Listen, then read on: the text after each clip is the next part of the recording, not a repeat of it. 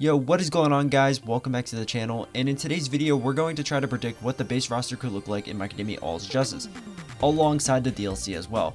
That's right, we're going to try to predict the base roster and DLC for My Academia All's Justice. And the reason why I'm choosing to try to predict not only the base roster but DLC as well is because about 2 years ago I made a video titled Building a Roster for My Hero 1 Just 3, which covered a similar topic to the topic I'm going to be covering in this video. But in that video I only covered the base roster, not DLC. So to spice it up and make this video different from that one, I'm going to try to predict not only the base roster in this video but DLC as well. Also, unlike the last video, we have more information to go off of now to try to predict which characters are going to be on the roster, because before we didn't even know we were getting a My Hero 1 Just 3, but now we know that we're getting a My Hero 1 Just 3 because they announced My Academia All's Justice, the third installment in the One Justice game series. And with that announcement, we got some information about the game that will help us try to predict who's going to be on the roster. So the information we got that will help us predict who could potentially be on the roster is that the game's campaign as of right now only covers the final war arc. And the reason why I mention this is because when it comes to the last two games in this game series, majority of the characters were added to the rosters to help tell the campaigns of the games which covered arcs from the anime. So seeing that this game is most likely only covering the final war arc based on the information that we've gotten about the game so far, we can start limiting our selection of characters we could potentially see on the roster to those who played an important role during the final war arc. The producer of the game also said during the Bandai Namco Summer Showcase event that fan favorite characters who played a key role in the final battle are joining the fight, and you'll even be able to use their new techniques and forms from the final battle, which further proves this theory. Also, on top of that, we know that this game will have a gigantic roster based on what their website states, with their website even saying, "Heroes and villains collide in a gigantic roster of My Academia characters. Play your favorite UA students, pro heroes and villains from across the full story of My Academia, including their final and full powered versions." Now, what's interesting to note there is the website says from across the full story of My Hero Academia, which could mean that we could see some characters that didn't play a crucial role in the final war arc end up on the roster, but in actuality what I believe this means is we're going to see the entire roster from My Hero 1 Just 2 and subsequently My Hero 1 Justice return in this game. Now, let me explain my thought process. When One Justice 2 released, the game's roster was made up of the entire roster from One Justice and the new additions added from My Hero 1 Justice 2, meaning this game series has a history of bringing back the entire roster from the last game into the new one, which would help make My Academia All's Justice roster gigantic because you would have the entire roster from One Justice 2 on it, which was already a pretty large roster with the roster totaling 51 characters alongside the new additions to this game. On top of that, some of the characters that would be returning, like Muscular or Nomu, don't play a role in the final war arc, but are characters that played roles in the My Academia story earlier on, which could be the reason why the website said from across the full story of My Academia. Again, this is all just speculation, but I'm trying to accurately predict what the roster could look like based on the information we got about the game so far, and based on how the past games handled their rosters, which, speaking of which, I'm going to use that info to help guess how large the roster will be in total. So I'm going to be using a theory that I came up with the last time I covered this topic to guess how large the roster might be in total, and to set a limit on how many characters I can try to predict that will be on the roster, because if I don't set a limit, then I could literally just guess every My Academia character will be on this game's roster, which wouldn't be realistic. So the theory I'm going to be using is the doubling theory, and that theory is that the base roster doubles every game. So in My Hero 1 Justice, the base roster totaled 20 characters, excluding the 3 DLC, and in My Hero 1 Just 2, the base roster totaled 40 characters, again excluding the 11 DLC. So this could mean one of three things. 1, the newest game adds 20 characters to the base roster every game.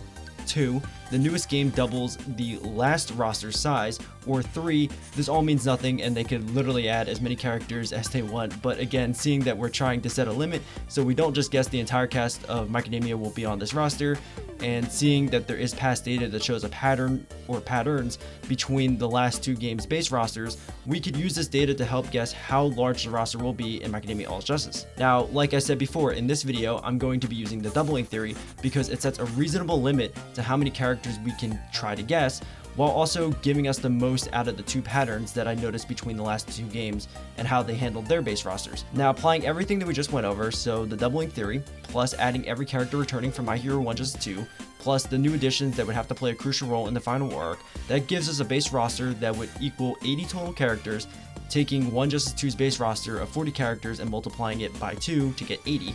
While also accounting for all the past characters returning from My Hero 1 Justice 2, so the 40 from the base roster and the 11 DLC, which would be 51 characters returning, that would leave us with us trying to predict 29 new characters who played a crucial role in the final war arc, Not to mention they already confirmed some characters in the trailers and screenshots they released of the game so far. But in a nutshell, I predict that the base roster will have 80 characters on it, again excluding DLC, which we'll cover in a moment, with the game adding 29 new characters to the game series. Now that we have an estimate of how large the base roster could look like in My Academia All Justice, all we need to talk about before actually covering my predictions is DLC, since we're also going to be trying to predict that in this video as well. So again, I'm going to be looking at a pattern that I noticed between the two other games in this game series. In My Hero 1 Justice, we got one wave of DLC. In My Hero 1 Justice 2, we got 2 waves of DLC. Now something to note is there is a difference between how the two games handled DLC, where in 1 Justice 2, we got DLC passes, where in 1 Justice we didn't get that. So accounting for all that, I believe that we're going to be getting 3 waves of DLC passes, and the reason why I believe this is because so far every game in the game series has gotten one more wave of DLC. So in 1 Justice we got 1 wave, in 1 Justice 2 we got 2 waves, so it is reasonable to believe in My Academia All Justice that we will get 3 waves of DLC. Now, I know you could technically also apply the doubling theory to the DLC as well, which could happen, but the reason why I didn't do that is because unlike the data with the base rosters, the data with the DLC isn't as consistent. In 1 Justice, we didn't get a DLC pass, we just got DLC characters. Where in 1 Justice 2, we got 2 DLC passes, so you can't really apply the doubling theory as consistently to the DLC data because they weren't handled in the same way. But I feel if you did apply the doubling theory and account that they weren't handled the same way, so say you split the difference, you still would get around, like, I would say 3 waves of DLC. So I think realistically, they'll probably add 3 waves of DLC passes. But again, this is all just speculation, but the reason why I'm doing this is so that I can set a realistic limit so we don't just guess the entire cast from Academia will be on this roster, because again, I just don't think that's realistic. But yeah, with all that being said, I know that was kind of long, but I am going to add timestamps in this video, so you know, if you did sit through that whole ramble about how I'm kind of like going about these predictions, I appreciate it. But if you did just want to kind of just get to the predictions, you know, I left the timestamp for you because I also know that was like a lot of like explaining, and that was a lot of information that, you know, some people might want, some people might not. So yeah, I mean, now we can kind of just dive into my predictions, but before we do that, I just want to make a note that there will be spoilers from the latest season of the My Academia anime, which is season 7, the My Academia manga, and also the latest season of the My Academia Vigilantes anime, which is season 1. So there will be spoilers for all that in this video, so if you don't want to be spoiled in any way, now would be the time to click off this video. I totally understand if you would want to, but yeah, with all that setup finally done and the spoiler warning over, now that everything's all done and dusted, we can actually move into my predictions. So as you can see here, we have the roster from the last game, but I rearranged it in a new way to fit the new characters that I'm predicting are going to be in this game.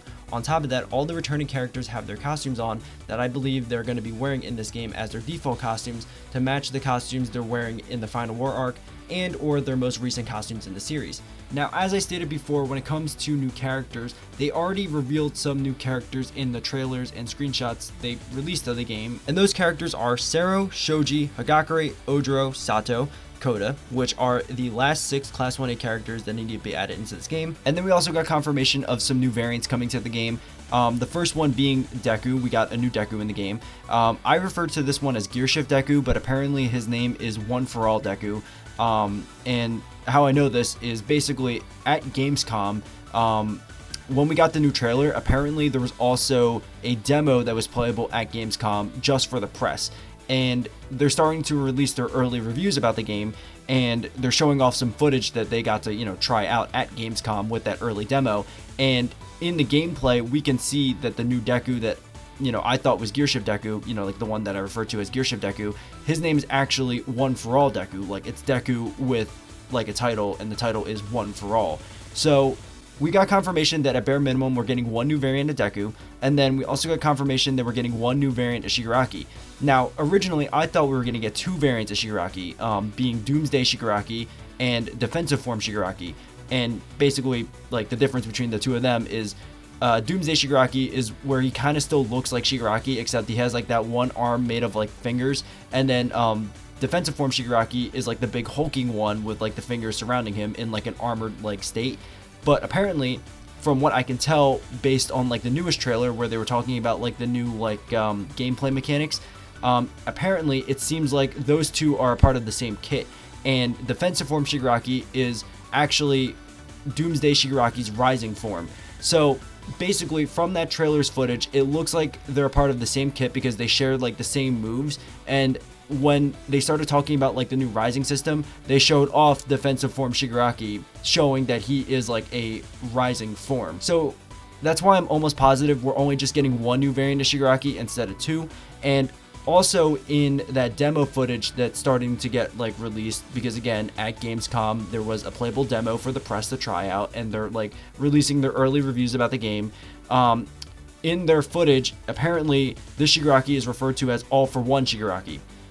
And again, we know this because in that footage we see Shigaraki's name and it has a title next to it, which is All for One. So we know that the new Deku is called One for All Deku officially, and the new Shigaraki is called All for One Shigaraki. So I thought I mentioned that now, and I think it's pretty interesting. And then when it comes to the other two variants, because I have two more variants on this roster, the one variant that I'm about to mention here, I don't think we could have predicted in the trailers alone. I think what really like confirms that this character is getting another variant is from like the actual demo footage we're getting from like, you know, the press that got to try the demo at Gamescom. And this variant I'm referring to is Flame of Death Dabi. Now, like I said earlier, when I was mentioning like the official names for One for All Deku and All for One Shigaraki, we know that these are like the official names of these variants because in like the footage we see their name with a title next to, well, their name, again being you know, Izuku Midoriya, and then next to it One for All, Tomoe Shigaraki, next to it All for One. When we got to see some footage of Dabi in like the, you know, press reviews when they were actually trying out the demo of the game, it said Dabi and then next to it Flame of Death. So he has a title.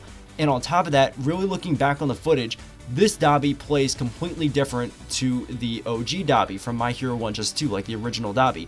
So this most likely confirms that we're getting two variants of Dabi in this game. Because again, if we just look at everything that's presented in front of us, Deku and Shigaraki, like the new variants, the One for All Deku and the All for One Shigaraki, they play completely different than like their OG counterparts, like Base Deku, Shoot Style Deku, Infinite 100% Deku, Shigaraki version 1, Shigaraki version 2. Like One for All Deku and All for One Shigaraki play completely different, and on top of that, these two have titles.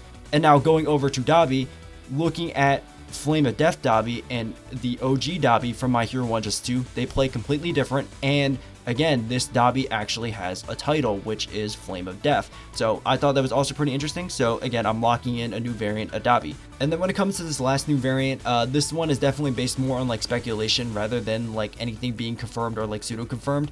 And the variant I'm referring to is Armored All Might. Now, hear me out. I know in the latest trailer when they were talking about like the gameplay systems, like the new gameplay systems, when they were talking about the new Rising system, I know they showed off some gameplay for Armored All Might, implying that he's probably maybe a rising form, because we know the way Rising works is sometimes the characters will change their form. But to me, I don't think that's the case, because we don't see Armored All Might change from All Might into Armored All Might in the trailer. We only just see Armored All Might and then some gameplay for him. Now, another thing we know that happens with the Rising system thanks to the trailer is basically when characters go into like the Rising like state, I guess, all of their like stats kind of get buffed, like their attack power, movement speed, recovery speed, stuff like that. Like they basically kind of get like a big buff across the board. Now, hear me out. What I think they showed off in the trailer is Armored All Might going into his Rising state rather than changing into like a Rising form, like, you know, One for All Deku going into his Rising form, which is Gear Shift, or like All for One Shigaraki going into his Rising form, which is Defensive form Shigaraki. Like, instead of like something like that, I think Armored All Might is just going to be one of those characters who gets a buff across the board rather than changing from All Might into Armored All Might, because if we look at the way All Might fights compared to Armored All Might, it is drastically different.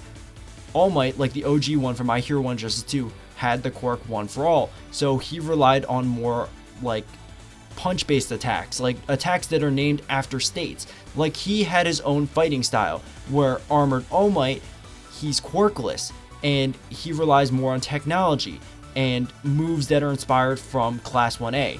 Like, I don't see them having similar movesets to the point where you would see All Might change into Armored All Might when he activates his rising state. So I don't think he's getting like a rising form. I just think we saw Armored All Might go into his rising state, and I think they were trying to like throw us a curveball thinking that he's a part of like All Might's moveset, the same way that we found out defensive form Shigaraki is a part of All for One Shigaraki's moveset. You know what I'm saying? Like, I don't think Armored All Might's going to be a rising form. I think in that trailer we're just seeing Armored All Might go into his rising state where all of his stats get buffed across the board.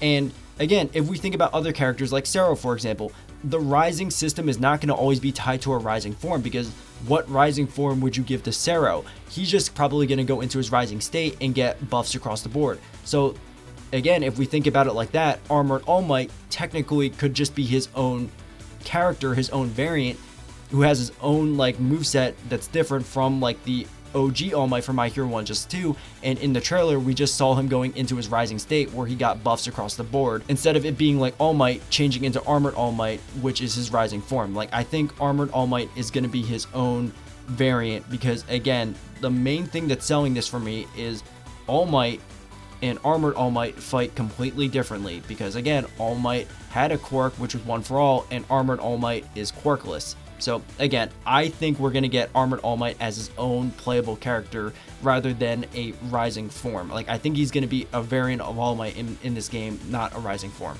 And then when it comes to the last character that's been confirmed, we have Monoma. Monoma got first confirmed to be playable in this game through screenshots they released of the game, and then later he appeared in, you know, the newest trailer where they were talking about like the new gameplay systems that are getting added into My Academia All Justice. So we know Monoma is going to be a playable character in this game, which makes sense because Monoma was recently added into My Hero Ultra Rumble, and seeing that they share the same art style and pretty much I think the same assets between like the two game series, it makes sense that Monoma would come over to this game, seeing that again, I'm pretty sure like when it comes to Ultra Rumble, because they share similar art styles, Ultra Rumble took assets from My Hero 1 Just 2, so it would make sense that My Academia All Justice would take assets from My Hero Ultra Rumble. And you know, seeing that they just added Monoma into that game not too long ago, it would make sense that he would come over to this new game as well. Plus, he does play a major role in the Final War arc, so it does make sense. So with all that out of the way, we can add them into their roster slots, and yeah, that's pretty much every character that we have confirmed thanks to the trailers and screenshots of the game so far. So now the true predictions can begin. So the way I'm going to be doing this is the same way I came up with these predictions, and the way I did this is by taking a look at the 8 major battlefields of the Final War arc, and I'm going to be explaining which characters I chose from each battlefield and why I chose those characters as my predictions. So starting off with our first battlefield, we have the UA High Coffin in the Sky. This is the battlefield where they fought against Shigaraki, and the 3 characters that I think they'll add from this battlefield are Best Jeanist, Mirako, and Edshot. Now the reason why I think they'll add these 3 characters over other characters is, one, they are extremely popular. They are like a part of like the top 10 pro heroes, which makes them pretty popular, and also they are popular because they also have played like an important role in other arcs before this one, you know, so that gives them like a lot of like data to create like pretty solid movesets for them. 2, another reason why I think these characters are going to be in this game over other characters is because they're playable in other My Academia games. Best Jeanist was playable in My Academia The Strongest Hero. Well, wasn't playable, but he was in that game as an active sport card, but he was playable in My Hero Ultra Impact with a couple of different variants. Same thing goes with Mirako. She was playable in My Hero Ultra Impact with a couple of different variants as well, and Edshot was also playable in My Hero Ultra Impact, but he only had one variant, but he was still playable in that game. So they have all been playable in other My Academia games, which I think gives them an edge, you know, compared to other characters, because they've been shown to be able to have like enough data to create movesets for them in those games. So why would, you know, that stop them from being able to create like solid movesets for them in this game? And then taking a look at all the other combatants on like this battlefield, a lot of them have been pretty much confirmed to be in this game or have been confirmed to be in this game already. So there's not really two main other characters you can pick from, and you know, out of that like pool of characters that we can pick from, I think these three have like the highest chance of being added onto the roster because again, they have played important roles in other arcs before this one. So they have a lot of data to create movesets for them. On top of that, they've been playable in other Macadamia games, and on top of that, they are all pretty popular characters, and they play a really important role in this arc in particular as well. So I think these three have a pretty good chance of being added to this roster because of those reasons, and that's why I can see these three characters being added to the roster from this battlefield. So jumping over to our next battlefield, we have the Okoto Island battlefield. This is the battlefield where they fought against Toga, and the only character I could see them adding onto the roster from this battlefield is Moonfish. And I know that's a weirder pick, so hear me out, because I have my reasons.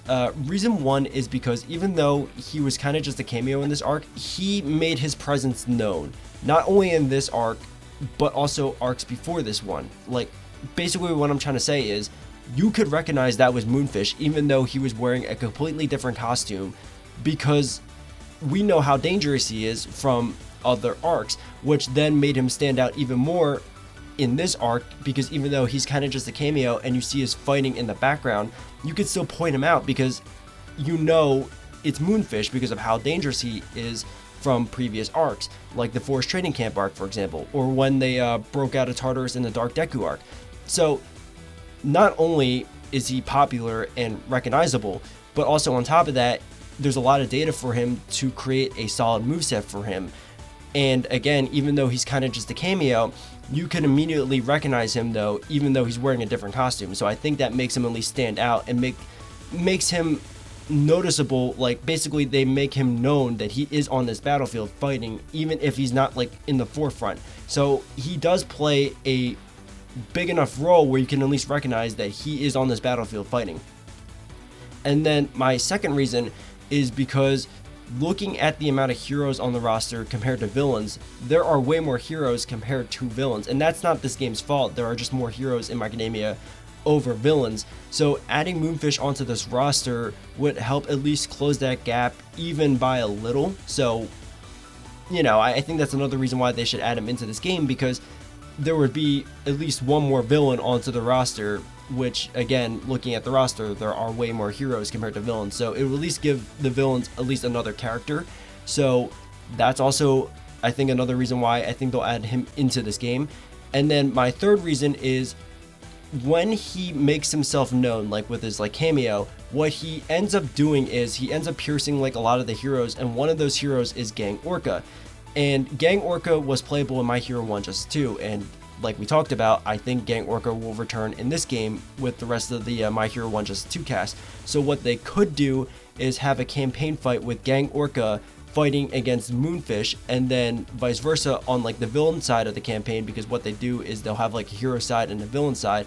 You could have Moonfish fight against Gang Orca, which would not only recreate Moonfish's cameo, but also allow you to try out Gang Orca and Moonfish in the campaign, because something else that the campaign does is it allows you to try the characters on the roster. So I think for those reasons, I can see them adding Moonfish onto this roster, and I think he'd be a pretty cool character to play as. So yeah, I could see them realistically adding Moonfish onto the roster for those reasons. So jumping over to our next battlefield with the Camino Ward All Might Square battlefield. This is the battlefield where they fought against Dabi, and taking a look at all the combatants from this battlefield that played like a major role on this battlefield, the only one I could see them adding onto the roster from this fight would be Burnin. And the reason why I think Burnin has a solid chance of being added onto this roster over the other characters is because the ones who played like a major role on this battlefield, most of them have already been confirmed to be in this game, like Todoroki, Iida, and Dabi. And then the ones who haven't been confirmed to be in this game would be most likely the Endeavor Flaming Sidekicks. And out of the three of them, I think Burnin has the best shot at being added into the game because, one, I think she's the most recognizable out of the three of them.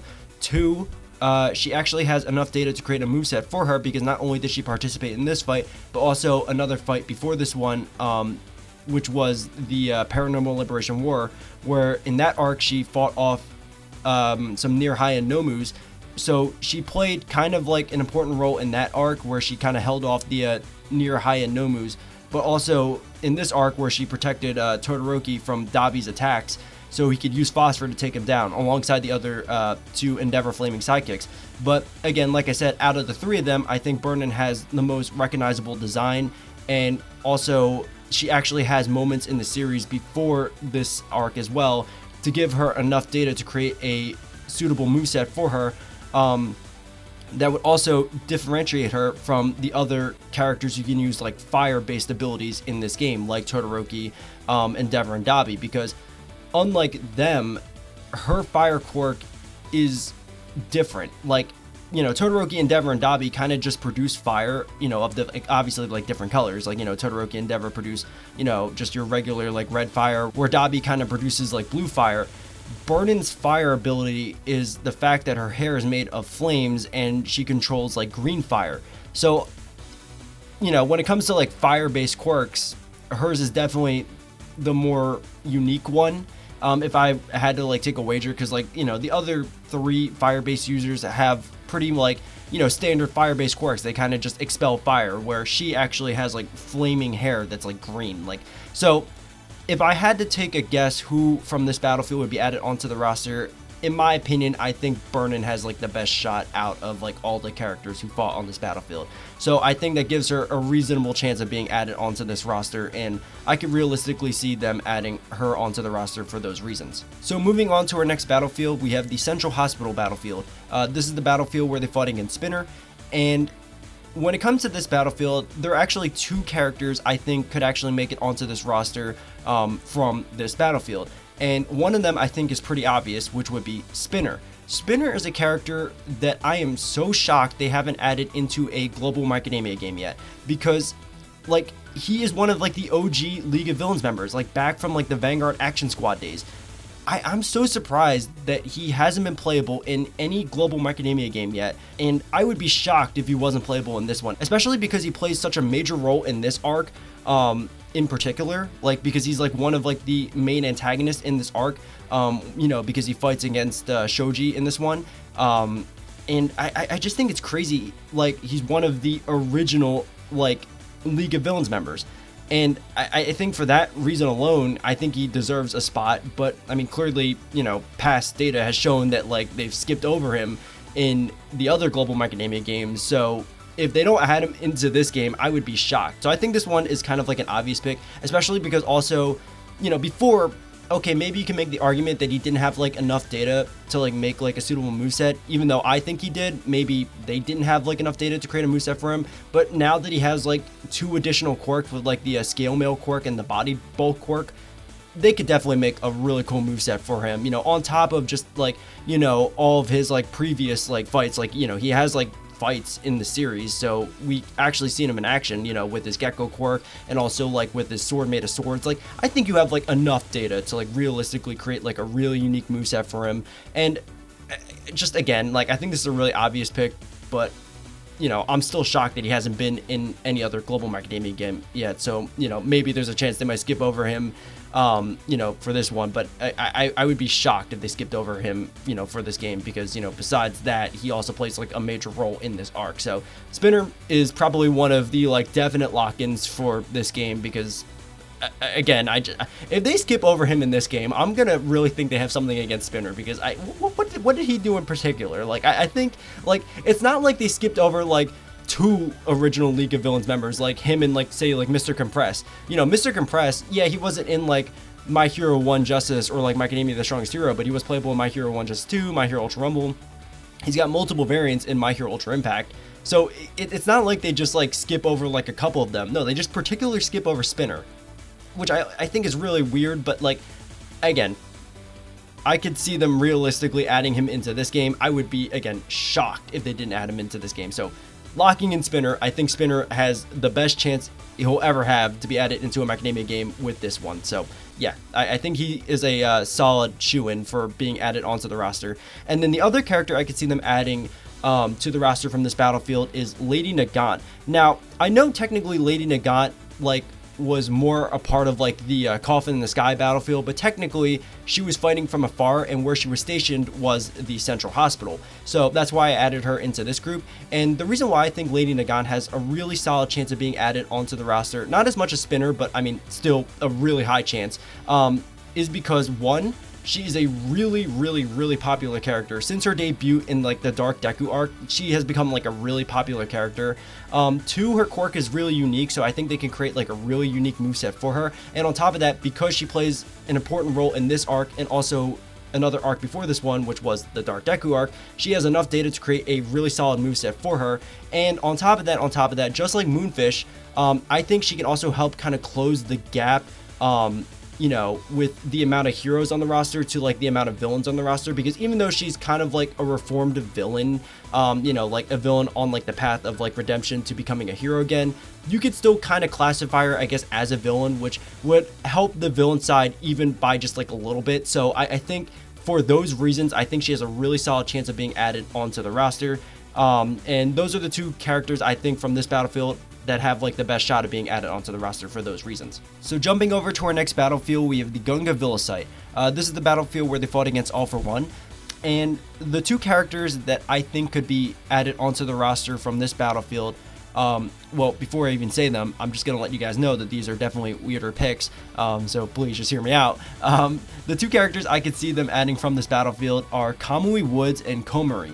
So again, hear me out. I know there's some weirder picks, but I've got my reasons. The reason why I think these two characters have the best shot of being added onto this roster from any of the other characters on this battlefield who, you know, partook in this fight is because the characters who play like a major role on this battlefield, most of them have either been confirmed to be in this game or pretty much confirmed to be in this game, you know, which would be like Endeavor, Hawks, All For One, Jiro, Tokoyami, and then like when the reinforcements show up, like you know, the Shiketsu students like Inasa, Saiji, and Kimi, like most of them have been confirmed to be in this game or pretty much confirmed to be in this game. So looking at all the other characters who haven't been confirmed to be in this game yet, the only ones I can realistically see them adding onto the roster from this battlefield are Kamui Woods and Komori, because just like Moonfish, more or less they play like a cameo role on this battlefield, but like those cameos they make them known that they are fighting on this battlefield. Like they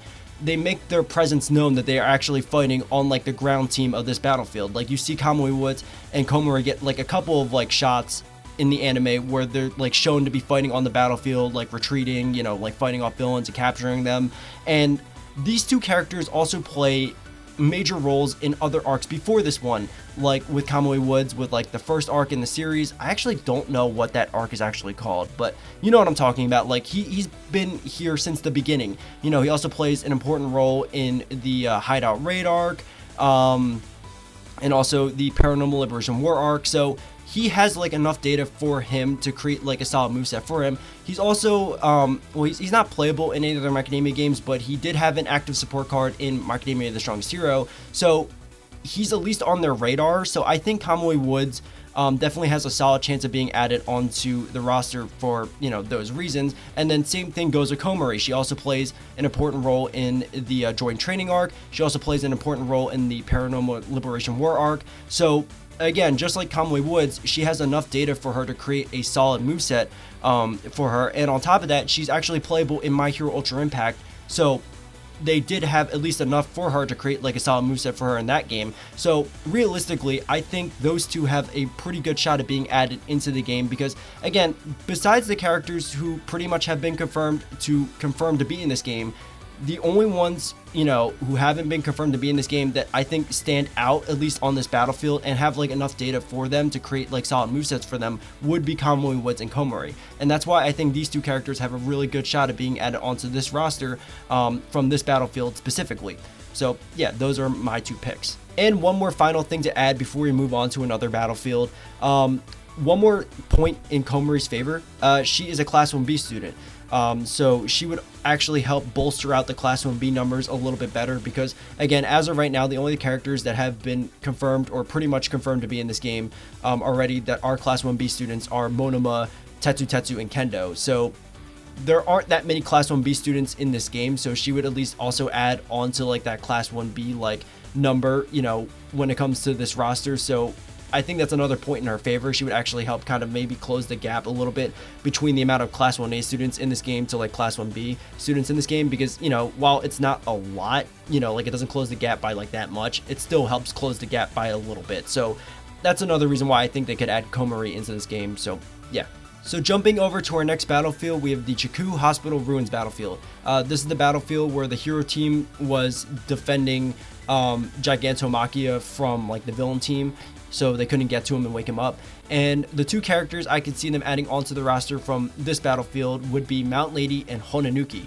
So I know these picks are a little weirder, just like the last two. Actually, these two are very similar to the last two we just talked about, so they're going to share like similar reasons, but I'm still going to break down my thought process for these two as well. But basically the similarities would be, we have a pro hero from both battlefields that have been with us since the beginning of the series, and then two Class 1B students, so you can see the similarities. But basically, to break both of them down, Mount Lady not only has played an important role in this arc, being like one of the only, if not the only pro hero on this battlefield, but also she's played an important role in other arcs before this one, like the first arc of the series, which the name of that arc is eluding me, but you know what I'm talking about. And also the Hideout Raid arc, the Paranormal Liberation War arc. So she has enough data to create a pretty solid moveset for her, but I think what would be tricky when it comes to creating a moveset for her would be her quirk, because her quirk doesn't really fit like a fighting game, which I think could be a, tricky thing for them to overcome. But I think they could do it because taking a look at another character in particular, Kami, she didn't participate in like a lot of fights in the series, and she was never really shown to use her quirk in combat, but they still made her work in My Hero 1 Justice 2. So I think for that reason, I can trust the team to make a pretty solid moveset for Mount Lady, especially because she's also playable in other My Academia games, like My Hero Ultra Impact, where she has a couple of different variants, and also My Hero Ultra Rumble, a game that shares similar art styles to My Academia All's Justice. And seeing that I believe My Hero Ultra Rumble takes assets from My Hero 1 Justice 2, again, seeing that they share similar, art styles, I would be shocked if My Hero Academia All's Justice didn't take any assets from My Hero Ultra Rumble, kind of like an exchange between like the two game series. And, seeing that Mount Lady wasn't in the last one, but is playable in My Hero Ultra Rumble, and again, seeing that they're probably, sharing, assets, I'd be shocked if they didn't use Mount Lady from My Hero Ultra Rumble for My Academia All's Justice. So I think realistically, I could see them making a pretty solid moveset for her. Whether or not her Gigantification quirk is saved for like counters or like special animations like Plus Ultra animations, or if they can somehow make her Gigantification quirk work in like her like just base moveset as like a quirk special that's not a counter, I could still see them making a pretty solid moveset for her in some way, shape, or form. And then when it comes to Honanuki, just like Komari, Honanuki plays an important role in this arc. I would say more than Komari, because you actually see him fighting in multiple instances on this battlefield, playing a major role, protecting Gigantomachia from the villains, by sinking the villains into the ground with his softening quirk. But he also plays an important role in other arcs before this one, like the Joint Training arc and also the Paranormal Liberation War arc. So he definitely has enough data for him to create a solid moveset for him. On top of that, he is one of the two recommended students from Class 1B. So, if we're looking at all the Class 1B students, because there also is a couple more Class 1B students fighting on this battlefield, I definitely think that gives him an edge over like the other two that fight on this battlefield. And on top of that, like Komari, it would add to the Class 1B numbers of the roster, because again, compared to Class 1A, there aren't as many Class 1B students, compared to like, the Class 1A students. So even though it's not closing the gap by much, it kind of helps close the gap by just a little bit. So realistically, I could see them adding Honanuki to this game as well. And those are the two characters I could see them adding from this battlefield onto the roster, and my reasons why. And then jumping over to our last two battlefields, because I'm going to be covering these last two battlefields together, because each battlefield will get one new addition onto the roster, but these additions are definitely my more out there predictions. So you're going to have to really hear me out for these two, because these two are really out there, like really out there. And my two predictions that are probably my most out there ones are Kunieda and Gashly. And I know a lot of you probably just recoiled into your seats being like, who the heck are these characters? So I'll explain who they are. For those of you who don't recognize these two are the main antagonists from these two battlefields, the Troy battlefield and the Takoba National Stadium battlefield. And they're the characters who fight against Aoyama, Hagakure, and fatgum. Kunieda fights against these three, and then Gashly fights against Sero, Ojiro, Sato, and then a few other characters from the series, ranging from Class 1B to Pro Heroes. And you might recognize Kunieda. I understand if you don't recognize Gashly, because Gashly hasn't even been fully shown off yet in the series. He's only been foreshadowed. But the reason why I think these two will be added into this game is because, one, they play a major role in this arc because they're two main antagonists from, these two battlefields. And then two, because I think they're needed to tell the campaign story. Because, again, in the campaign, you need fights for Aoyama, Hagakure, and fatgum, which would be against Kunieda, and then subsequently on the villain side, you could have Kunieda fight against these three. And then when it comes to the Takoba National Stadium Arena team, you need a fight for Sero, Ojiro, and Sato, so you could have them fight against Gashly, and then vice versa. On the villain side of the campaign, you could have Gashly fight against those three. So I think for those two reasons, I think they have a really solid chance of being added onto the roster because, again, they play an important role in this arc, and they're also needed to tell the campaign, so these characters have fights in the campaign against someone. And unlike some of the other villains that were introduced in this arc, like the Paranormal Liberation Front, like lieutenants, like the Spider Guy and also Midnight's Killer, one, these two actually have names. Like those characters didn't even get names. They're only like nicknamed those, names that I just gave by like the fan base. Like I don't think they have actually names, where these two actually do have names. And then two, unlike the other ones, like they weren't like the main focus of like those battlefields. Like, what I'm saying? Like the main focus of those battlefields were definitely Spinner and like, protecting Gigantomachia. Like I don't think they were like the main focus, where these two are the main focus. And while they haven't been like a central focus yet, they're going to be a central focus in season 8, because again, the story will cover the final war arc in its entirety. So again, that's season 7 and 8. And while we haven't seen their fights yet, they're going to be shown off in season 8. And they might even expand upon their fights, because these fights were definitely some of the more quicker ones in the manga, so they definitely have a chance of expanding upon them in the anime, which I definitely think would increase their odds of being added onto this roster if they do that. Or what they could potentially do is maybe expand upon these fights in this game, especially Gashly's fight, because Gashly, I don't even think says anything in the manga, and I think he has less than like 10 panels in the manga, so they could definitely really expand upon his character, whether that be in the anime or in this game, because I think he has a really cool design. And on top of that, I also think Kunieda has a really cool design, and they both have really interesting quirks as well. Kunieda has a plant manipulation quirk, which is very different compared to anyone on the roster. And then Gashly, I don't even know how to describe it. It's like a baby puppet manipulation quirk, because it fits his like creepiness. But basically, they have very different quirks compared to like other characters in the series. So I think they could have some really cool moveset potential, especially if they expand upon their fights in the anime or in this game potentially. And on top of that, they're villains. And like I said before, when it comes to the roster, there are way more heroes on the roster compared to villains. So that would help close that gap even by a little bit. So realistically, I could see them adding these two characters for those reasons. I know they're definitely weirder picks, especially Gashly, because Gashly, like I said, I don't even think he talks, but that could be just a part of his character adding to his creepiness and eeriness. But I realistically think that these two have a solid shot of being added onto this roster, because again, they're needed for the campaign because they play an important role in this arc.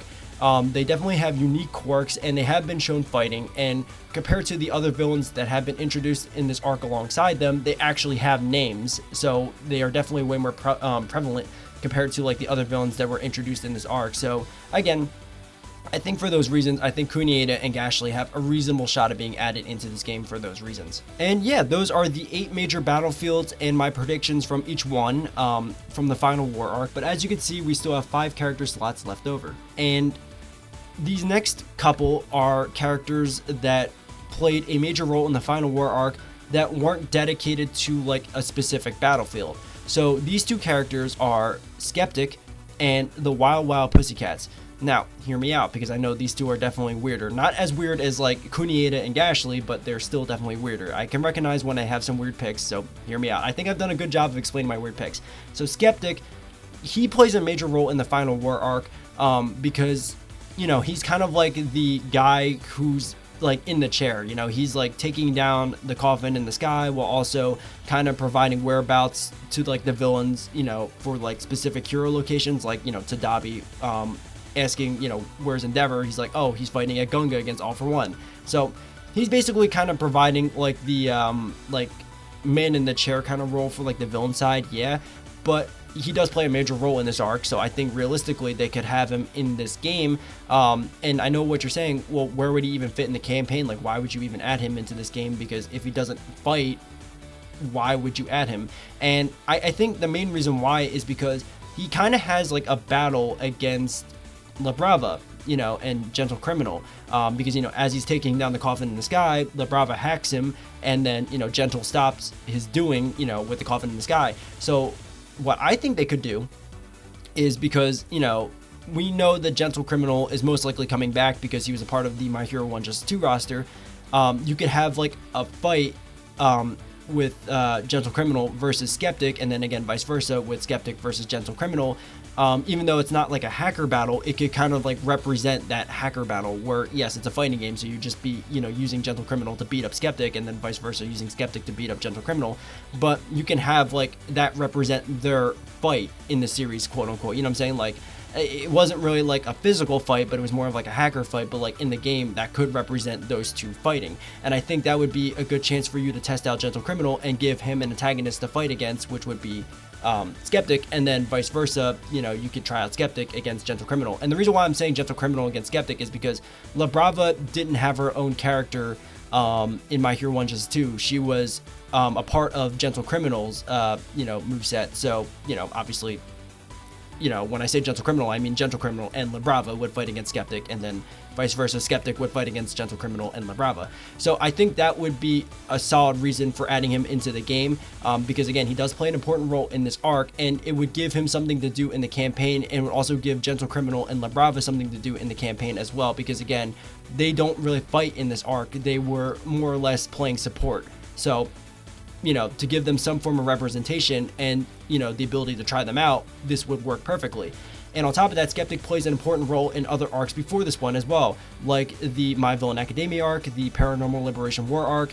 Like, he plays an important role in those arcs. And also Skeptic, while yes, his quirk isn't like the most suitable for combat, just like Kami, they could do something for him where they can create a moveset for him, you know, maybe including his quirk, or maybe including his like tech that he uses, like his satellites and like you know, his like computer and stuff like that to control. It's like puppets. Like, they could definitely create like a really solid moveset for him, and I could realistically see them adding him into this game for those reasons. But also on top of that, like I said before, you know, when it comes to the amount of heroes on the roster to the amount of villains, there are way more heroes compared to villains. So again, adding another villain would help close that gap even by a little bit, because Skeptic is a villain. So yeah, and also on top of that, it would be cool to see some Meta Liberation Army representation on this roster, and seeing that he's like the last one standing, surprisingly, you know, over like characters like Redestro and Getten. I could see them adding Skeptic for those reasons. And then when it comes to the Wild Wild Pussycats, they were a part of like a whole bunch of different battlefields. And the way I think they could realistically make them work is by having them as like a joint character. So all four of them would be a part of one roster slot instead of each of them taking up their own roster slot. And I made a How They Can Work series episode talking about how, you know, this concept could work. And I realistically think this is the best way they could work and operate in this game, because each of them have moments in the series, like in this arc, but also like the Forest Training Camp arc, where yes, I think you could technically make like them as like their own character, like their own like singular character, but I think they would operate best as like a unit, because they were introduced to us as like a unit. And also, yes, they have data to create a moveset for each of them, but I don't think it's enough to create like a moveset for each of them that would make them interesting or like stand out compared to like other characters on the roster. But having all four of them together definitely makes them very interesting, because each of them have something different that they can bring to the table, like Tiger with like physical abilities, you know, with Pixie Bob with like range attacks, and then with Ragdoll and Mandalay bringing more like technical slash like support like to like their like kit. Like I think having all four of them together as like one roster slot compared to having each of them as their own roster slot would make the most sense. So yeah, and on top of that, like I said, they play an important role in this arc and also arcs before this one, like the Forest Training Camp arc, the Hideout Raid arc, the Paranormal Liberation War arc. So I could see them adding them as like a unit rather than like individuals for that reason. Because again, yes, you can technically have like enough data to create like a good moveset for like Pixie Bob and Tiger, because again, their quirks are very offensive based. And then you can maybe stretch that, you know, same thought process out to like Mandalay, but like someone like Ragdoll, for example, I don't think would have like enough data to create like a substantial moveset for her. So having her be with the other three, you know, and having all four of them together would definitely bring elements from each of their quirks to create like a really interesting moveset. And I think they would really stand out compared to like all the other characters on the roster. And if you really want like a good idea of how this could work, again, I have a How They Can Work series episode discussing this exact concept, along with other How They Can Work series episodes. I didn't even mention this before, but a lot of the characters that I have on this roster, I've made like a How They Can Work series moveset for them. If you guys don't know what that series is, I basically take characters that weren't in My Hero 1 Just 2 and try to create a moveset for them. So if you want like a good idea of how these characters could work, I do have videos about, you know, these characters, not all of them, but like a good majority of them. But yeah, to wrap this segment up though, I think these two definitely have a solid chance of being added onto the roster for those reasons. Again, they play an important role in this arc, but also arcs before this one. And yes, while a couple of them don't have like a lot of data to create like a good like moveset for them, like when it comes to like their fights in the series, because they don't really participate in a lot of fights, they're more of like support. I still think you can make a solid moveset for them, because one, they did that for Kami, and two, you can make them very unique when it comes to their fighting styles, because again, yeah, you can have Skeptic rely on his quirk with like his puppets, but he's also known for his technology and like satellites. And yeah, you could have each of the Wild Wild Pussycats technically by themselves, where some of them will really thrive, where some of them might suffer a little bit, but having them all together would definitely make them very interesting and unique compared to other characters on this roster, because each of them would bring something different with their quirks. So for those reasons, I think they would be very cool and interesting, and realistically I could see them being added onto the roster for those reasons. And when it comes to my next two predictions, I have Cement Toss and Shiozaki, and I think you guys know the reason why, but I mean, I'll explain my thought process still. The main reason why is because they're on My Hero Ultra Rumble's roster, and again, just like I was talking about with Mount Lady, when it comes to My Hero Ultra Rumble, it shares the same art style you know, to My Academia All Justice and also My Hero 1 Justice 2. And I also believe they take assets from My Hero 1 Justice 2. So I would be shocked if My Academia All Justice didn't do the same thing and took assets that weren't in My Hero 1 Justice 2 from My Hero Ultra Rumble, like Cement Toss and Shiozaki. And on top of that, since they were playable in that game, I think they have enough data to create a solid moveset for them in this game. But on top of that, they also play an important role in other arcs besides this one. Well, not really, because I mean, Shiozaki I don't think plays that important of a role in this arc. Cement Toss plays a pretty decent role in this arc. You know, he was part of like the support course team underneath the coffin in the sky, where he would send up like cement slabs, you know, covered in like metal from like the support course to replace the ground that Shigaraki destroyed with his decay quirk. So you know, he does play like an important role in this arc, you know, compared to like Shiozaki, which I don't really think she plays like that important of a role in this arc, you know, compared to like some of the other Class 1B students. But they both do play an important role in other arcs before this one, like Cement Toss with the end of the semester test arc, also the Paranormal Liberation War arc, and then Shiozaki plays an important role in the Joint Training arc, also the Sports Festival arc all the way back then when she fought against Kaminari, and then she also plays kind of like an important role, maybe kind of like a decent sized role, you know, in the Paranormal Liberation War arc when they were, you know, fighting against Gigantomachia. So what I'm trying to say is, though, they have enough data for both of them to create like solid movesets for them to be added into this game. And again, seeing that they're in My Hero Ultra Rumble and seeing that that game probably takes assets from My Hero 1 Just 2, considering they, share the same art style, and considering that My Hero 1 Just 2 was the game before this one in this series. I would be shocked if My Academia All Justice didn't do the same thing, where they would take assets from My Hero Ultra Rumble that weren't in My Hero 1 Just 2 and add them into this game, like Cement Toss and Shiozaki. Like, that's my main reason, because they were in that game. And also on top of that, it would be another pro hero added onto the roster, and also another Class 1B student, two groups that are a lot smaller compared to other groups on this roster, so it really helped bolster out their numbers a little bit better as well. So realistically, I could see them adding Cement Toss and Shiozaki onto this roster for those reasons. And finally, when it comes to the last roster slot here, the character I have here, the reason why I have them on the base roster, my main reason is very similar to the main reason I just gave for Cement Toss and Shiozaki, and the character I'm referring to is Hood. Now, even though Hood doesn't play an important role in the final war arc, because we know he doesn't make it out of the Pro Hero arc, like I said, the main reason why I have him on the roster is very similar to the main reason why I have Cement Toss and Shiozaki on the roster, and that's because based on the leaks we have currently for My Hero Ultra Rumble, it seems like they're planning to add Hood in the near future as a playable character in My Hero Ultra Rumble. And if that's so, that they're adding him as a playable character, that means they're developing a new model for him and a moveset for him.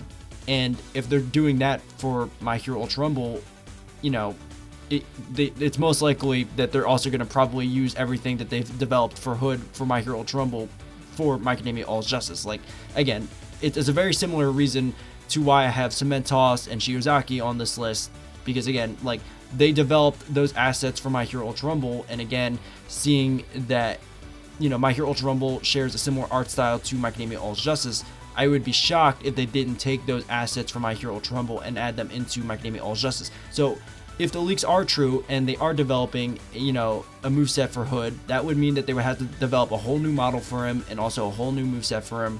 And if they're doing that for him in My Hero Ultra Rumble, I'd be shocked if they just didn't take those assets that they designed for My Hero Ultra Rumble, and I'd be shocked if they didn't implement that into My Academia All Justice. So that's why I think we're going to get Hood. And I mean, I think Hood would be a really cool character to play as in this game.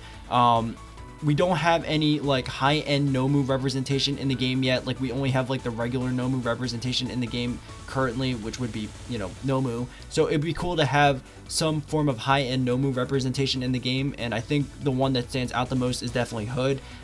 We definitely have enough data to create a full-on moveset for him, because even though he only played an important role in one arc, which would be the Pro Hero arc, in that arc he was basically 2v1ing Endeavor and Hawk. So we got to see him do a lot of fighting in that arc, using a whole bunch of different quirks and stuff like that. So we definitely have enough data to create a full-on moveset for him. So I think based on those reasons alone, it seems like Hood has a good shot at being added into this game for those reasons. But yeah, those are my predictions when it comes to the base roster for My Academia All Justice. But like I said before, we're also going to be trying to predict DLC as well. So let's just dive into it, because I have to predict 3 DLC passes worth of characters, which is 15 more characters I need to try to predict. So let's add those 15 slots onto the roster.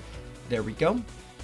And yeah, the way I'm going to be going about this is the same way I kind of came up with these predictions, which is going through each of the DLC passes that I've actually themed, and kind of just talking about each character. And the reason why I themed the DLC passes is because even though this hasn't really been done before, it also has been at the same time, like when it comes to the My Academia All Justice franchise. Because if you look at the last DLC pass they released in My Hero 1 Justice 2, DLC Pass 2, it's basically an Eraserhead themed DLC pass, just minus the title. Like, it wasn't called My Hero 1 Justice 2 DLC Pass 2, the Eraserhead pass. It was just called My Hero 1 Justice 2 DLC Pass 2.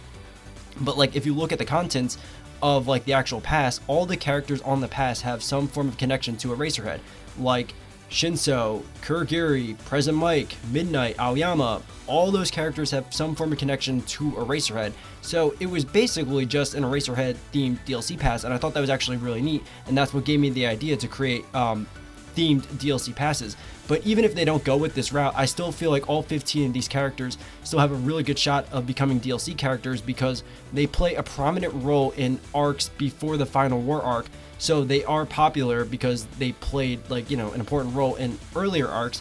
But also on top of that, they don't really play like a important role in the final war arc, which stops them from being on the base roster because, again, one of the main criteria to be on the base roster is they have to play an important role in the final war arc, where a lot of these characters, if not all of them, don't play an important role in the final war arc, but they play an important role in previous arcs. So that's why I think they'll be DLC, because they're popular enough because they played an important role in previous arcs, but because they didn't play an important role in the final war arc, that's what stops them from being on the base roster. So even if they don't go with these themed DLC passes, I still feel like these 15 characters are pretty strong candidates to be DLC in this game no matter what. So yeah, with all that out of the way, let's just go through each pass and talk about each of the characters in more detail, you know, when it comes to my reasons why I think these characters have a strong chance of becoming DLC.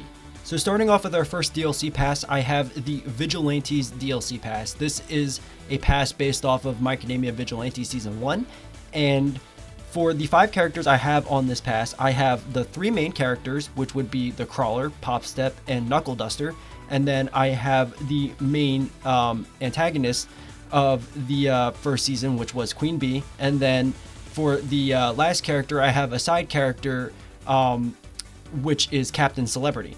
So the reason why I chose these 5 characters is because, well, I mean, the first 3 are pretty obvious. They're the main characters, but also they've been shown in a couple of different fights, which means they have a lot of data for them to create solid movesets for them.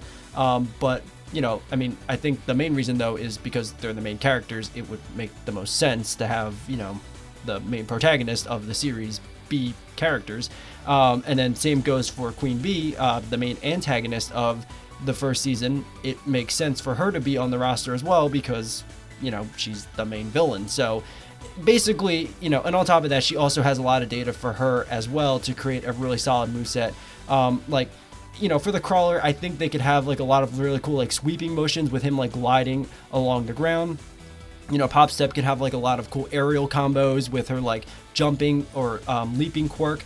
And then, you know, Knuckle Duster, he uses a whole bunch of like different fighting styles and like also like gadgets. Like you could have like the stun gun in his kit and stuff like that. I think that'd be really neat. And then Queen Bee has like a whole bunch of different things you could do for her quirk, or moveset, I mean, because of her quirk, you know, with like the different types of bees, like the you can have like the different like syringe bees or like the bomb bees and stuff like that. And also she's extremely agile. And then like, you know, with the syringe bees, you can have it where she has that electrification ability because of the eel like character. I forget the character's name, but you know the one I'm talking about. The one where she takes the I think blood from like the eel character and then she like injects it into herself, and then she has the you know, electric ability. Like you can make a really cool moveset for her. And then the reason why I went with Captain Celebrity over other side characters from the series is because other side characters don't really, like in that series, they don't really fight, where Captain Celebrity, because he's a pro hero, he fights. So you have like a lot of data for him to create a solid moveset for him, where a lot of the other side characters, oftentimes they're kind of like, you know, journalists or like investigators. And then the other side characters that do fight, like the other pro heroes, like let's say Ingenium. The reason why I didn't go with him is because you know, Ingenium's quirk is super similar to Iida's, where Captain Celebrity doesn't really have anyone who has like a similar base quirk.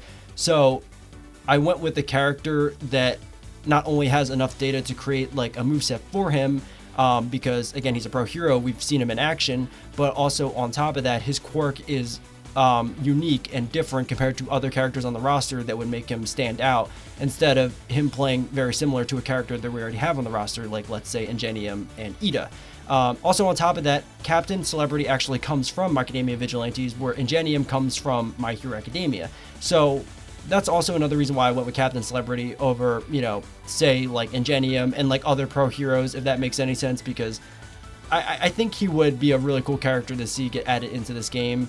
And yeah, I mean, overall, I think these are the 5 characters I think that would come from My Academia Vigilantes. Again, you got the 3 main characters, and then you got the main villain, and then also a side character that I think has enough data to create a solid moveset for him. So yeah, overall, those are my predictions for Pass 1. And again, I think Pass 1 is going to be themed around My Academia Vigilantes. It makes sense because, again, this is the spin-off show of My Hero Academia, and it just released not too long ago. And it's a very like popular series, you know, not only when it comes to the anime, but also the manga. I know a lot of people really love My Academia Vigilantes, so I think it makes sense that we would see My Academia Vigilante characters appear in this game in some way, shape, or form. But in my opinion, I think they would come as DLC.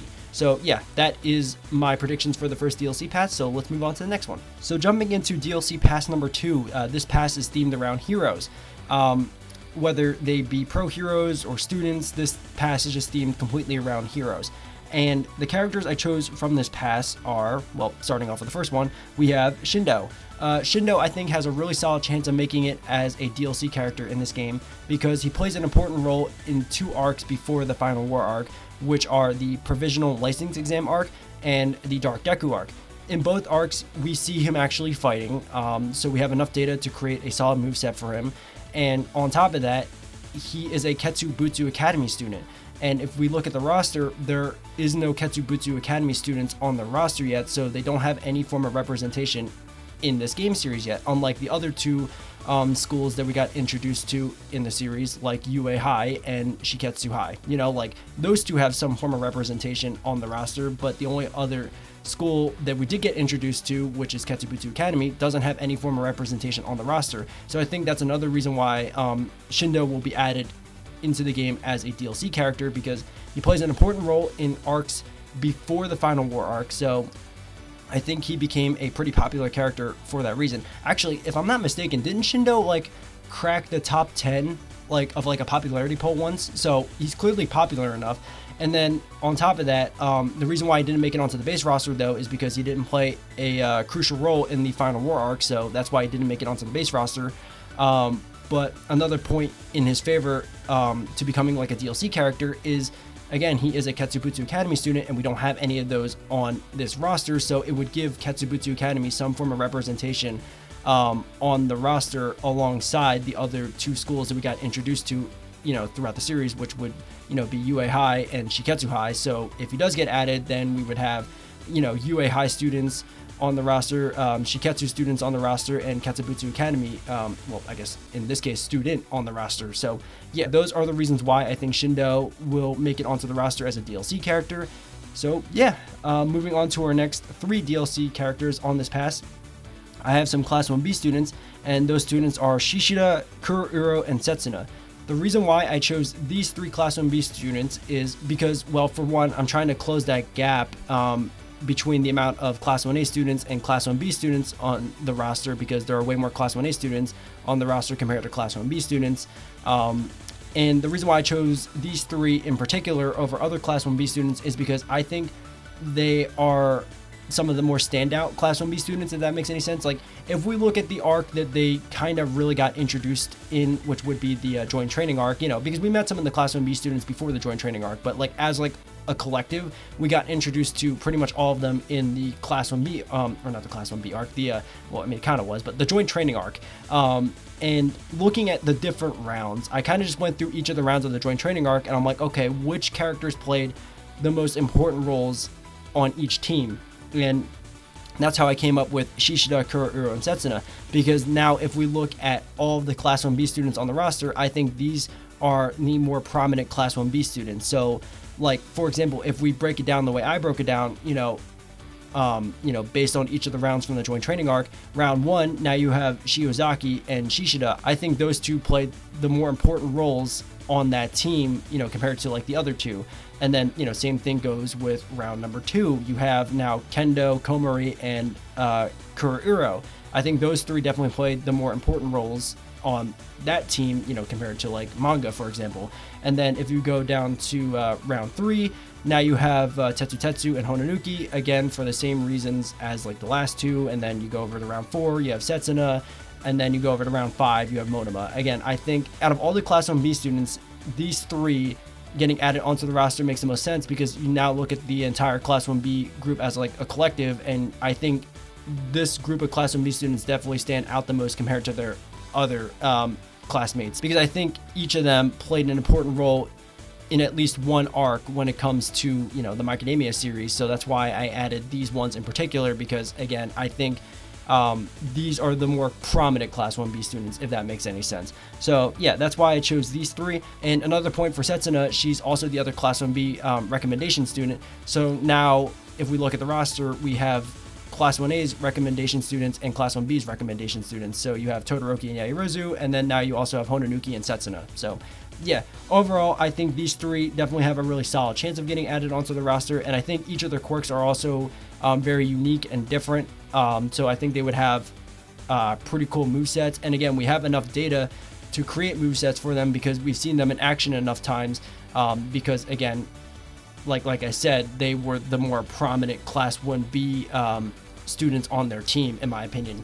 And I think because of that, you know, the reason why they're prominent is because we actually seen them in action and we saw them use their quirks in interesting and unique ways. So I think because of that, we have enough data to create some pretty solid movesets for them. So yeah, that's the reason why I chose those three. And then when it comes to the last DLC slot we have on this pass, I have Star and Stripe. I think this one is a pretty obvious pick because, again, she plays an important role in the Star and Stripe arc. But because she doesn't make it out of that arc, she doesn't play an important role in the Final War arc. So that's why she's not on the base roster, but I think because she plays an important role in the Star and Stripe arc, and also because we have a lot of data for her to create a solid moveset for her, especially because her quirk is super interesting, unique, and creative, I think they can make a, well, very interesting, unique, and creative moveset for her, and I think she'd be a really cool pro hero to get added onto the roster. And then jumping into DLC pass number 3, this pass is themed around villains. I think that makes the most sense because the last pass was themed around heroes, so to counterbalance it out, we need to have a DLC pass themed around villains. And jumping over to slot number 1, we have Magni. The main reasons why I think Magni would make a pretty cool DLC character is, well, for one, I think her quirk is definitely really cool. Like a magnet type quirk, I think could make for a really cool type of moveset. You know, with her ability to kind of like pull or like push away depending on like the gender of like the opponent she's fighting, her big like magnet like hammer, like I think she would have like a really cool moveset, and we have enough data to create a cool moveset for her because she plays an important role in the Forest Training Camp arc and also the Hideout Raid arc where we get to see her in action. So I think we have enough data to create a cool moveset for her, but also on top of that, I think she plays an important role when it comes to the dynamic of like the League of Villains. Like when she died in the Overhaul arc or like the Shiei Saikai arc, we actually got to see like how it affected some of like the League of Villains members, like Toga, Twice, Mr. Compressed. Like you actually got to see how it affected like those characters. So I think she played an important enough role when it came to League of Villains to be added as like a DLC character. You know what I'm saying? Like I think she's an important enough villain to be added as like a DLC character for those reasons. Moving over to slot number 2, I have Chronostasis. Now the reason why I chose Chronostasis is because, well, he's Overhaul's right-hand man. So I think he plays an important role in the Shiei Saikai arc because we actually see him you know, with Overhaul for a majority of the arc, and you know, he plays an important role like by, you know, disabling people's quirks with the quirk deleter round. You know, he has like a 1v1 sorta with Eraserhead. So I think he plays an important enough role in that arc, you know, especially because he is Overhaul's right-hand man, and we have enough data for him to create a solid moveset for him, but because he didn't make it out of that arc because he got captured, you know, he doesn't play an important role in the Final War arc, so that's why I didn't add him onto the base roster, but I think he has a really solid chance of becoming a DLC character. Especially because also if you look at the Shiei Saikai representation on the roster, as of right now, when it comes to unique characters, you only have Overhaul and Rappa. Technically, if you don't count like just unique characters, you have Overhaul and Overhaul version 2 and Rappa. So technically you can run like a Shiei Saikai team, but like you would have 2 Overhauls on that team. So I think adding Chronostasis on to the roster as a DLC character would definitely help that squad out a bit, because then you can run like a true like Shiei Saikai team where you have like Overhaul, Chronostasis, and like Rappa on like that squad. You know, the 3 I think prominent members of that group on like one squad, and I could totally see them adding him onto the roster for that reason, to give them a little more representation, but also to kind of run like a true like Shiei Saikai like squad, if that makes any sense. And then when it comes to the last 3 slots, I have Redestro, Getten, and Curious. the reason why I chose these 3 is because, looking at the roster right now, we only have one Meta Liberation Army member on the roster. So I think we need to add the other 3 prominent members onto the roster, but because they don't play an important role in the Final War arc, that's what stops them from being on the base roster, but that doesn't stop them from becoming DLC characters. And seeing that Redestro and Getten play an important role not only in the My Villain Academia arc, but also the Paranormal Liberation War arc, we definitely have a lot of data for those 2 in particular to create really solid movesets for them. And then when it comes to Curious, she plays an important role in the My Villain Academia arc, but we know she doesn't make it out of that arc, so the data kind of stops there. But just because the data stops there doesn't mean we don't have enough data to create a solid moveset for her, because again, she was kind of 1v1ing Toga. So we're not 1v1ing, she had like a group with her, but basically like she was the main antagonist for Toga in that arc. So we definitely have enough data for her as well to create like a solid moveset. And honestly, like, looking at like the Meta Liberation Army group, like I would say these 4 are definitely the more prominent members, because the only other member that was like a part of this like group was Trumpet. But like, Trumpet really didn't do all too much. Like he had, like a 1v1 sort of, like not really, because he had other people just like Curious, but like basically he was like the main antagonist for Spinner in the My Villain Academia arc. But like, during like the Paranormal Liberation War arc, he doesn't really do anything, so we don't really have like a lot of data for Trumpet. Like, yes, we know what he can do, but like we don't really see him in action all that often, you know what I'm saying, compared to like these members. And yeah, sure, they can maybe go like the route of like Kami, where again Kami didn't really have a lot of fights, especially utilizing her quirk, but they still made a moveset for her. But like, one, we're limited to the amount of like characters we still have left on this DLC pass, which we only have 3 more slots. And if I had to choose the out of like that group, like which 3 are the more prominent ones, I would say Redestro, Getten, and Curious are over Trumpet. So that's why I didn't put Trumpet on this pass, because I also wanted some other characters that weren't, Meta Liberation Army characters on this pass. But I still feel like these 3 definitely need some form of representation in this game, especially Redestro, because he is the leader of that group. So it would be cool to have, the leader of like the Shiei Saikai on the roster, which was Overhaul, and then like the leader of like the Meta Liberation Army on like the roster, which is Redestro, and then like the leader of like the League of Villains, Shigaraki. Like it'd be cool to have all the leaders on the roster in some way, shape, or form. And then on top of that, I didn't even mention this with all the other DLC characters, a lot of them that I mentioned here are playable in other games like My Hero Academia Ultra Impact. So if we look at all the DLC characters as like a whole now, Star and Stripe, Redestro, and Getten are playable in My Hero Ultra Impact. And then technically, Chronostasis and Curious are also in My Hero Ultra Impact, but not as playable characters, but as enemy types. So what I'm trying to say is, if they have enough data for these characters to be playable in those games, they should have enough data to make them playable in these games, if that makes any sense as well. So overall, those are my like DLC picks for this game. Like those are like my predictions, like when it comes to DLC characters in this game.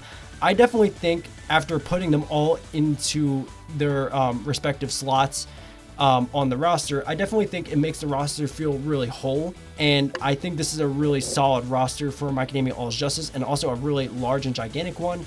But yeah, those are my predictions for who I think are going to be on the roster when it comes to My Academia All's Justice, both on the base roster and DLC roster. And yeah, like I said, I tried to be as realistic as I possibly could when it came to this roster. I tried to use as much info and data like that I could possibly utilize to create this roster, to create the most realistic like looking roster when it comes to My Academia All's Justice. Now again, this is all just speculation. We don't know if this is confirmed or not, but I think looking at this roster, it feels like this is probably the most realistic roster we could probably see when it comes to My Academia All's Justice. But again, all speculation. We won't know until the game finally releases what the actual roster will look like, but those are my predictions for who I think are going to be on the roster when it comes to My Academia All's Justice. But let me know down in the comments below what you guys think of my roster, and let me know down in the comments below who you would like to see get added into this game. If I missed any characters, like who would you like to see get added onto the roster? Because I know there are a lot of My Hero Academia characters, but again, I tried to set some limitations for myself, so I didn't just say, oh yeah, all the characters from My Hero Academia will be in this game, because I just don't think that would be realistic. So again, I just tried to go through and use as much data and logic as I possibly could to create the most realistic roster we could possibly see. But again, all speculation. So yeah, let me know down in the comments below, like I said, who you would like to see get added into My Hero Academia All's Justice, because again, there are a lot of My Hero Academia characters, and I didn't obviously get them all. I just worked with the limitations I set. So let me know down in the comments below if I missed anyone, and who you would like to see get added into this game. And if you guys did enjoy, please like and subscribe. That'd be really amazing. And I hope you guys enjoyed this video. I'll see you guys next time. Later.